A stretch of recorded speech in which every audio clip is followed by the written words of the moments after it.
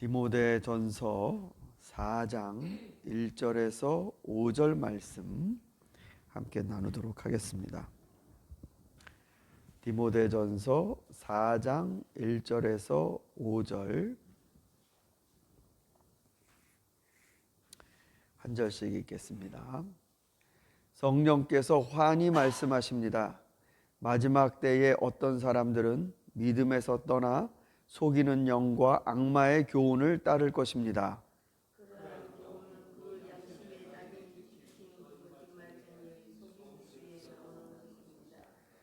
이런 자들은 혼인을 금하고 어떤 음식물을 먹지 말라고 할 것입니다.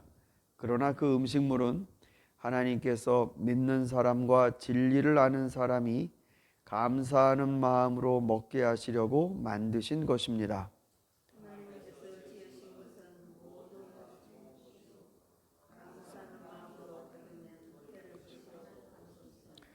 모든 것은 하나님의 말씀과 기도로 거룩해집니다. 아멘. 마지막 때가 되면 성령께서 이런 일이 있을 것이라고 환히 말씀하신다라는 말을 디모데에게 해줍니다. 그러니까 희미하게 말씀해 주시거나 혹은 잘 알아듣지 못하게 말씀해 주시는 게 아니라 아주 분명하게 그때는 꼭 이런 일이 벌어질 것이다. 뒤집으면 이런 일이 자꾸 나타나서 팽배해지면 이것이 마지막 때인가? 라는 생각이 또 들 수도 있겠죠. 분명히 성령이 가르쳐 주시는 것은 그때가 되면 꼭 믿는 사람들을 유혹하는 거짓된 가르침이 교회 안에 성도들에게 다가올 것이라는 말입니다. 우리에게도 다가오겠죠? 속이는 영과 악마의 교훈이랍니다. 그리고 그런 교훈을 전하는 사람은 양심에 낙인이 찍힌 사람이다라고 합니다. 낙인 찍히다라는 이 말이 말 그대로 도장 찍는 거 아니겠습니까? 이렇게 우리 동물들 마킹하는 것처럼 그 사람들은 거짓되고 가짜다라고 해서 양심에 그 양심은 이제 끝난 겁니다. 이런 무서운 일들이 벌어지는데 그 사람들은 뭐를 하는가? 교회 안에 들어와서 혹은 성도들에게 결혼하지 말아라, 혼인을 금하고 또 이 음식은 불결한 거니까 먹지 말고 또 이렇게 해서는 안 되고 이런 것들을 가르친다는 것이죠. 자, 그런 것들을 가르치면 교회 안에서 가장 중요한 그리스도의 십자가의 은혜가 점점 설 곳이 없어집니다. 실제로 예배소 교회, 지금 우리가 1장서부터 보아봤습니다만 디모데가 사역하고 있는 이 예배소 교회, 그 교회에는 거짓된 가르침이 위협하고 있었습니다. 그래서 엄중하게 명령하라, 이런 말씀을 바울이 디모데에게 쓰기도 했지요. 그런 것처럼 음식물, 혼인, 이런 것들이 신앙의 중심을 차지하게 되면 하나님이 나를 자유롭게 하신 사건은 어느덧 까맣게 잊어버리고 그거에 매이게 됩니다. 심지어는 그것 자체가 권력과 폭력의 수단이 될 수도 있습니다.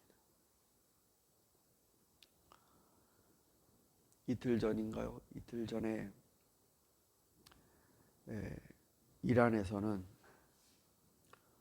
그 22세 된 여성에서 시작된 반정부 시위, 그게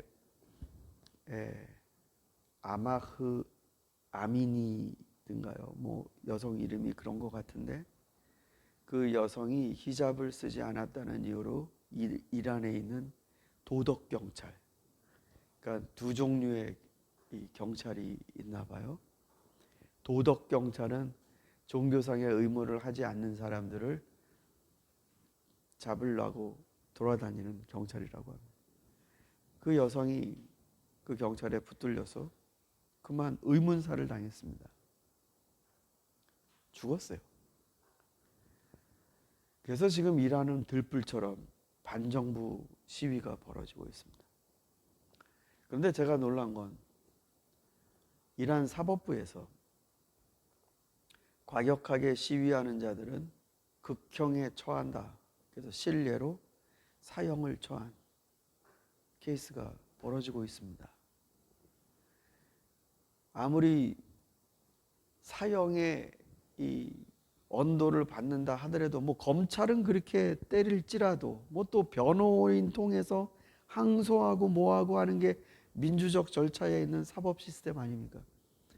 근데 항소 얘기도 없어요. 그냥 사형이에요. 그리고 이란의 의회에서는 국회의원들이 사법부에 편지를 썼습니다. 종교의 통치를, 종교적 신념의 통치를 받지 않는 이런 사람들을 미적미적하게 대해서는 안 된다. 강력하게 처벌해야 된다. 사법부는 엄중하게 이 사안을 다루어 주십시오. 이런 편지를 보냈습니다. 분위기가 좀 느껴지죠? 히잡. 여인들이 머리에 쓰는 것. 코란을 읽어보니 거기에 그런 말씀이 있습니다. 여인들은 남성들에게 성적 유혹의 대상이 되지 않기 위해 자기 남편이나 시아버지, 친정아버지, 형제지간, 뭐 자기 자녀, 뭐 이런 가까운 사람들이 있는 곳을 제외하고는 머리와 가슴을 가려라. 이런 명령이 있습니다. 그거를 놓고 해석을 또 모두가 다 히잡을 쓰고 다녀야 된다라고 내리는 건 아니에요. 그거는 단지 정숙을 요구하는 거다. 상징적인 의미로 해석하는 그런 코란학자들도 있지만, 그러나 이것이 강력한 통제 수단으로 들어가게 되면 국가나 종교 지도자가 정한 이런 방식의 코드를 갖추지 않으면 이거는 코란을 위배하는 것이다. 코란을 위배하는 자는 죽음을 각오하라.